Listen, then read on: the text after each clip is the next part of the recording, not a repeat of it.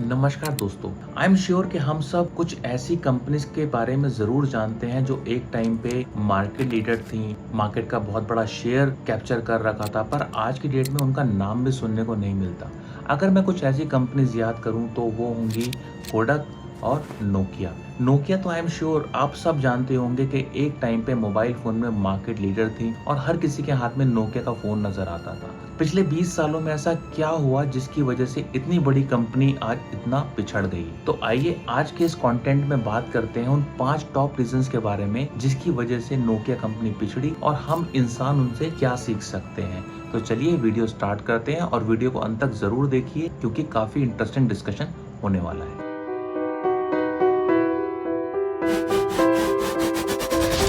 क्या आप जानते हैं नोकिया कंपनी इनिशियली एक पेपर बनाने वाली कंपनी थी। बाद में वो कंपनी इलेक्ट्रॉनिक इक्विपमेंट को मैन्युफैक्चर करने लगी और उसके बाद उसने देखा टेलीकम्युनिकेशन में बूम हो रहा है तो मोबाइल फोन बनाने स्टार्ट कर दिए और उसके बाद उस कंपनी ने बहुत रैपिड ग्रोथ किया और एक टाइम पे इंडिया में 40% मार्केट शेयर नोकिया के पास था। और अगर आपको याद हो Nokia 3310 I think that was the most popular handset in India at that point of time. हर किसी के हाथ में नोकिया 3310 नजर आता था। तो आखिर ऐसा क्या हुआ कि वो कंपनी ग्रेजुअली डिक्लाइन करती रही और आज हम देखते हैं 20 साल के बाद शायद ही किसी के हाथ में नोकिया का फोन नजर आता है। तो हम एक एक करके पांचों रीजंस देखते हैं। पहला रीजन अडेप्टेबिलिटी। नोकिया के फोन्स में सिम्बियन ऑपरेटिंग सिस्टम यूज होता था। तो ग्रेजुअली क्या हुआ, स्मार्टफोन आने के बाद 2007 में एप्पल का भी आईफोन आया, एंड्रॉइड का भी ऑपरेटिंग सिस्टम आया, बट नोकिया ने उन चीजों को टाइमली अडेप्ट नहीं किया और ग्रेजुअली दूसरे ऑपरेटिंग सिस्टम फेमस होने लग गए, एप्पल का ऑपरेटिंग सिस्टम फेमस होने लग गया और नोकिया बहुत पिछड़ने लग गया।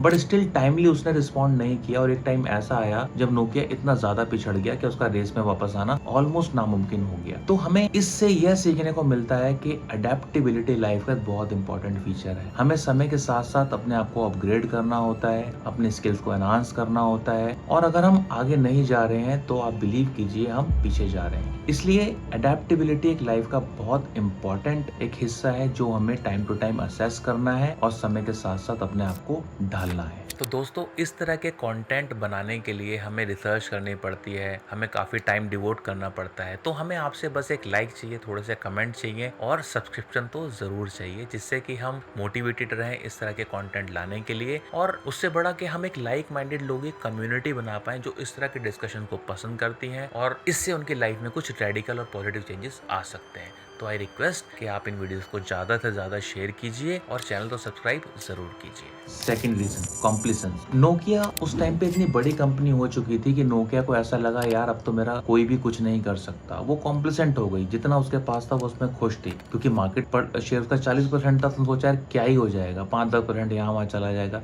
Still I could manage. But gradually उसके हाथ से पूरा का पूरा मार्केट शेयर निकल गया। तो नोकिया ने ये सोचा था कि जो उसने सक्सेस ऑलरेडी अचीव कर लिया है उसी सक्सेस के साथ वो आगे बढ़ते रहेंगे, बट ऐसा नहीं हुआ। तो यहाँ पे हम इंसानों को भी यह समझना है कि हम भी बहुत जल्दी कॉम्प्लिसेंट हो जाते हैं। हमें थोड़ा सा सक्सेस मिला, हमने कुछ चीज सीखा तो हम सोचते हैं यार अब तो लाइफ टाइम तक ऐसे ही चलने वाला है।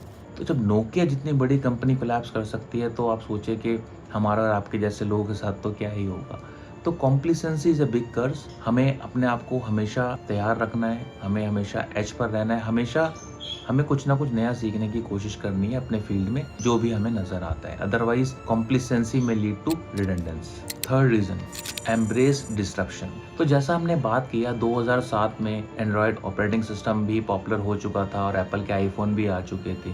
तो that was a kind of disruption जो मार्केट में हो रहा था। बट नोकिया अपने वही सिम्बियन ऑपरेटिंग सिस्टम के साथ लगा रहा और उसी को प्रमोट करने की कोशिश करता रहा। ऑल्दो बाद में उसने कुछ एफर्ट्स किया माइक्रोसॉफ्ट के साथ कोलैबोरेट करने के लिए, बट वो बहुत ज्यादा सक्सेसफुल हो नहीं पाया। तो यहाँ पे हमें यह समझना है कि लाइफ में जब भी कोई डिस्ट्रप्शन आए, चाहे वो प्रोफेशनल वर्ल्ड में हो या हमारी पर्सनल लाइफ में हो, हमारी किसी रिलेशन में हो, तो हमें उसको बहुत ध्यान से असेस करना है और क्वांटम को समझना है कि डिस्ट्रप्शन कहाँ तक जा सकता है। हम इन चीजों को लाइटली नहीं ले सकते क्योंकि इस तरह की चीजें पूरी स्टोरी को खराब कर सकती हैं, पूरे फ्यूचर को स्पॉइल कर सकती हैं। इस वजह से जब भी हम ये देखें कि कुछ डिस्ट्रप्शन हो रहा है, कुछ चेंजेस हो रहे हैं, कुछ रेडिकल चेंजेस हो रहे हैं, तो हमें भी अपने आप को अपस्किल करना है, अपने अंडरस्टैंडिंग को अपस्किल करना है उन चीज़ों को समझने के लिए और प्रॉपरली एड्रेस करने के लिए। Fourth lack of vision. इन सारी बातों से हमें ये देखने को मिलता है कि नोकिया ऑल्दो एक बहुत बड़ी कंपनी थी, 40% के मार्केट शेयर वाली कंपनी थी, बट उस कंपनी के पास विजन नहीं था। इतना कुछ होने के बाद भी वो ये देख नहीं पा रही थी कि इस टेक्नोलॉजी चेंज का उस पर क्या इम्पैक्ट पड़ने वाला है। इसी तरीके से